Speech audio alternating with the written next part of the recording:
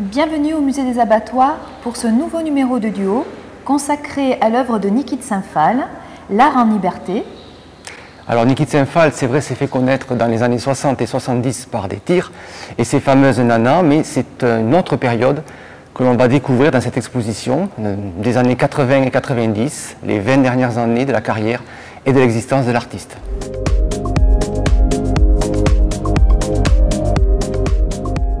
Niki Tsenfal est une artiste franco-américaine, née en 1930 et décédée en 2002. À la fin des années 70, elle se lance dans un chantier pharaonique, colossal, qui s'inscrit au cœur de la nature, au sud de la Toscane, dans un jardin qu'elle va mener pendant une vingtaine d'années, qui s'appelle le Jardin des Tarots. Et l'exposition propose une déambulation à travers différents espaces qui permettent de suivre ce projet depuis sa genèse jusqu'à sa concrétisation. Alors un pareil chantier suppose un travail collaboratif, à commencer par l'aide que lui apportera bien sûr son compagnon Jean Tinguely, notamment sur les structures métalliques, mais également toute une équipe qui est à ses ordres. Elle devient entrepreneuse et pour assurer financièrement cet immense chantier, elle lancera un parfum et réalisera des éditions d'objets ou d'œuvres. Alors nous sommes ici dans la salle des maquettes du Jardin des Tarots. Cette œuvre de Niki Tsenfal s'avère être très complexe puisque dans ce projet, Niki Tsenfal est à la fois femme entrepreneuse, mais elle renoue aussi avec un centre d'intérêt qui est l'architecture, puisque le jardin est véritablement conçu comme une ville. Et pour réaliser ces immenses édifices qui revêtent la silhouette, l'allure de personnages fantastiques, mythologiques, presque féeriques, elle s'appuie aussi sur les tarots de Marseille, 22 cartes qui sont utilisées très souvent pour aussi connaître l'avenir, apprendre des choses sur soi-même. Donc il y a comme un parcours initiatique qui se révèle aussi à travers ce projet. Oui, tu l'as dit, c'est un parcours initiatique. On y va pour en quelque sorte se perdre et se retrouver, alors tout à la fois dans la dimension autobiographique qui était la sienne vis-à-vis de ce jardin, mais de manière beaucoup plus universelle, puisque ici et là, à travers des sculptures monumentales, on peut voir les références à la mythologie et puis peut-être sous une forme de syncrétisme, la volonté d'universaliser le sacré. C'est vrai qu'on a ici l'exemple d'une maquette qui montre cette hybridation entre l'humain qui est toujours présent malgré tout et des animaux fantastiques, mais aussi entre différentes religions ou mythologies, puisque c'est à la fois la sphinge, mais c'est aussi l'impératrice. Et cette maquette, elle est très spéciale pour Niki.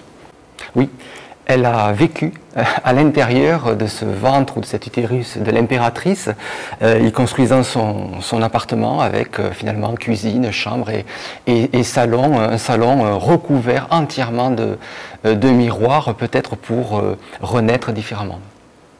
Alors avec les premiers tirs en 1961, Niki Tsenfal s'impose bien sûr auprès des artistes contemporains et du groupe du nouveau réalisme, mais également elle fait preuve d'un engagement qui est plutôt une rage, puisqu'elle dira « je tirais sur les hommes, sur le couvent, sur l'église, sur moi-même et sur la peinture ».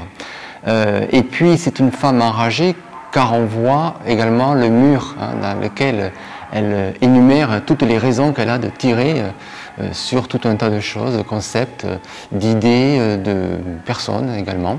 84 raisons donc d'être enragée. Alors c'est vrai qu'on n'a pas encore parlé du style Niki Tsenfal, mais c'est un style très facile à reconnaître. En dehors du travail sur la couleur et sur le jeu de la forme pleine et de la courbe, le tracé et l'écriture sont très importants dans sa démarche. Le tracé comme cerne d'ailleurs, qui détourne la forme, qui lui donne existence, et qu'on retrouve aussi, comme tu l'as dit, sur le mur de la rage et dans l'importance de l'écriture, qui souvent se double d'ailleurs de pictogrammes dans ces textes. Et dans cette salle, il y a aussi les autobiographies, les ouvrages donc, qui racontent son histoire, qui permettent aussi de se positionner en tant que femme née de la rage vers une démarche de femme dans l'engagement qui est abordée dans la salle suivante. Alors en 1994, sur le conseil de son médecin, elle part aux États-Unis, elle va s'installer à San Diego et elle renoue bien sûr avec un pays qu'elle avait connu durant sa jeunesse, mais peut-être avec des problématiques économiques et politiques nouvelles. Elle va donc s'engager et révéler les minorités afro-américaines par des représentations. Ici nous avons des maquettes, mais ce sont devenus des sculptures monumentales de Michael Jordan ou de Josephine Baker, donc mettant à l'honneur ces Noirs américains si peu représentés dans l'art monumental.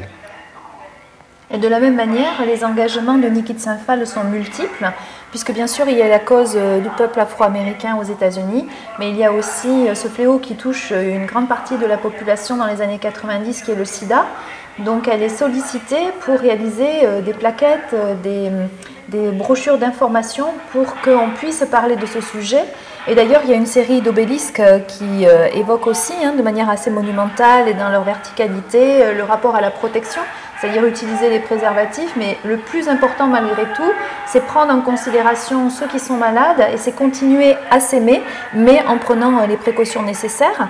Et puis on va le voir à travers de nombreux dessins et publications, tout l'engagement aussi contre la politique du gouvernement de Bush sur cette légalisation à outrance de la possession d'armes, sur la remise en question aussi du droit à l'avortement par exemple.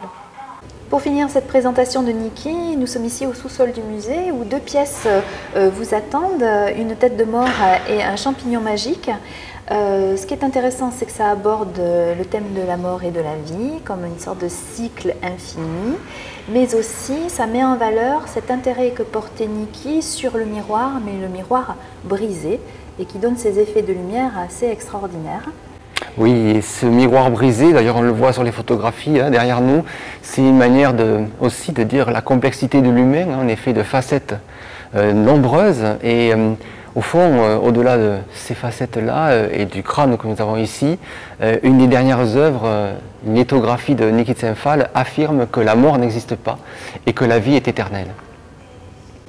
Alors plongé dans cette lumière du kaléidoscope, nous vous invitons à venir découvrir cette exposition qui est organisée en partenariat avec la Fondation Niki de Saint-Phalle et le MAMAC de Nice, une exposition qui dure jusqu'au 5 mars 2023.